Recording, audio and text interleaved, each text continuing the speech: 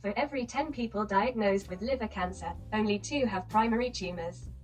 8 out of 10 have secondary, metastatic, tumors. As for primary tumors, the most common are hepatocellular carcinoma, or carcinoma, originating from liver cells, and cholangiocellular carcinoma, originating from bile duct cells. Hepatocellular cancer is mostly 2 diseases in one, since it almost always occurs against the background of liver cirrhosis. Cirrhosis is secondary changes in the liver tissue against the background of chronic inflammation that occurs either against the background of viral hepatitis, B and C, or against the background of toxic substances, alcohol, chemical compounds, etc., or autoimmune liver diseases. A sequential chain is being built. Hepatitis, liver cirrhosis, hepatocellular carcinoma. Cholangiocellular carcinoma does not have a clear link to liver cirrhosis, and usually occurs without mandatory prerequisites. As with other oncological diseases, primary liver tumors have 4 stages. The difference between the first, second and third stages is the local spread of the tumor in the liver tissue, from the smallest to the largest. The 4th stage is characterized by the presence of distant, to other organs, metastases. Hepatocellular cancer is detected together with cirrhosis of the liver, or against the background of existing cirrhosis, so there are no specific symptoms of cancer.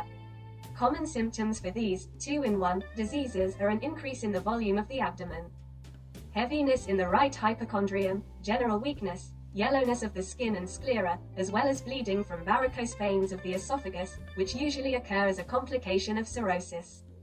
With cholangiocellular cancer, symptoms can be discomfort and pain in the right hypochondrium, loss of body weight and appetite, yellownness of the skin and sclera. The diagnostic program for people with cirrhosis of the liver consists of regular screening, which includes monitoring of the viral load, in case of viral origin, ultrasound examination of the liver, consultations of an infectious disease doctor, if, according to the ultrasound examination, there is a suspicion of liver formation.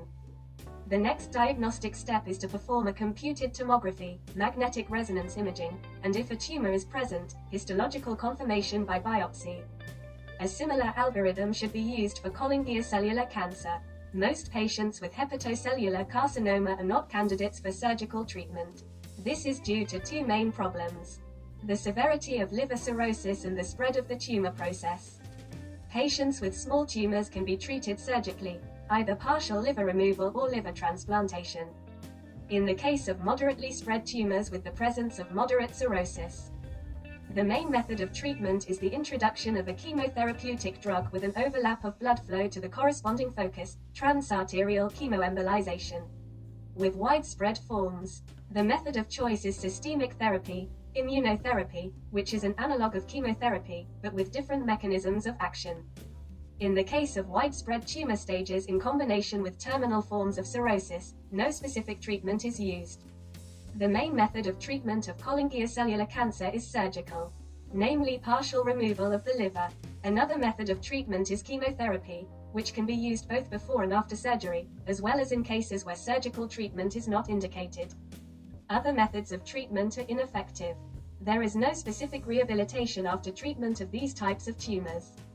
There are 2 main ways of applying for specialized help: referral from a family doctor or a narrow specialist, infectious disease specialist, ultrasound specialist, gastroenterologist, surgeon, who detected this pathology, and direct application via messengers, phone or mail. I provide consulting assistance and also specialize in the treatment of this pathology.